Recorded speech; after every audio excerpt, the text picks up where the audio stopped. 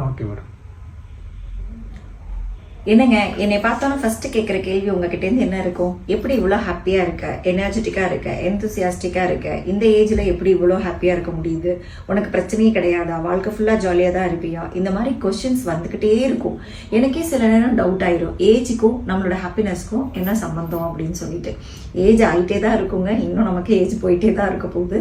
அதுதான் வளர்ச்சியும் கூட. ஒருத்தங்க நம்ம பிறப்புக்கும் இறப்புக்கும் நடுவில் எவ்வளோ சந்தோஷமாக இருந்துட்டு சாவறோங்கிறதும் ரொம்ப முக்கியம்னு நான் நினைப்பேன்.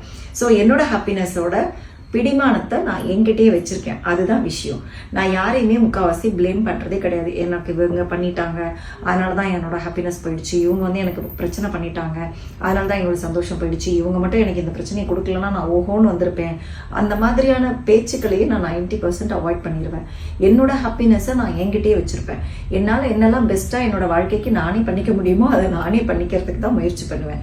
ஸோ இவங்க அதை பண்ணலை, அவங்க அதை பண்ணலை, எங்கள் அம்மா என்னை அப்படி பண்ண வைக்கல, என் ஹஸ்பண்ட் எனக்கு அதை பண்ண வைக்கல, என் குழந்தைங்க இந்த மாதிரி சப்போர்ட் பண்ணல, இந்த மாதிரி பிளேமிங்கை நம்ம குறைச்சிட்டாலே நம்மளால என்ன முடியுமோ நமக்கு நம்மளே செஞ்சுக்கிறதுக்கான தைரியம் நம்ம கிட்ட நிறையா வரும். அது கண்டிப்பாக நமக்கு ஹாப்பினஸை கொடுக்கும். 1 பாயிண்ட். அண்ட் நம்மளோட ஹாப்பினஸ் எந்த விதத்துலையும் அடுத்தவங்களை பாதிக்கவே கூடாது. அடுத்தவங்களை பாதிக்கிறது அப்படிங்கிறது கூட பிரச்சனை எனக்கு தெரியல அது எந்த அளவுக்குன்னு. அடுத்தவங்க ஹாப்பினஸை டச்சே பண்ணக்கூடாது. நம்ம சந்தோஷமா இருக்கணுங்கிறதுக்காக அடுத்தவங்களுக்கு எடுத்துட்டு நம்ம சந்தோஷமா இருக்கக்கூடாது. இந்த பாலிசி என்கிட்ட ரொம்ப ஜாலியாக இருக்கு. நான் அதனால தான் நான் இருக்கிற இடம் எப்பயுமே கலகலன்னு வச்சிருப்பேன்.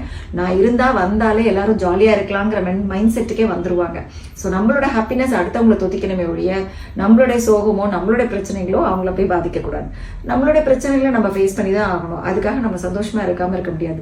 சாப்பாடு மாதிரியே தான் ஹாப்பினஸும். நீங்க எந்த அளவுக்கு ஹாப்பியா இருக்கீங்களோ அந்த அளவுக்கு நீங்க வாழ்றீங்கன்னு அர்த்தம். ஸோ இன்னிலேருந்து வாழ ஆரம்பிப்போம். நம்மளோட ஹாப்பினஸை நம்ம கையிலேயே வச்சிருப்போம். நமக்கு என்ன பிரச்சனை வந்தாலும் சரி, அதை இப்படிங்கிற மாதிரி சார்ட் அவுட் பண்றதுக்கான பிரச்சனைகளை சார்ட் அவுட் பண்றதுக்கான வழிகள் நம்மளோட ஹாப்பினஸ் மூலியமாவே நமக்கு கிடைக்கும். மனசு சந்தோஷமா இருந்தா எல்லாத்துக்கும் வழி பிறக்கும். So wish you all success. இன்னிலேருந்து ரொம்ப ஹாப்பியா இருக்கணும்னு நான் எல்லாருக்காகவும் ப்ரே பண்ணிக்கிறேன். தேங்க்யூ.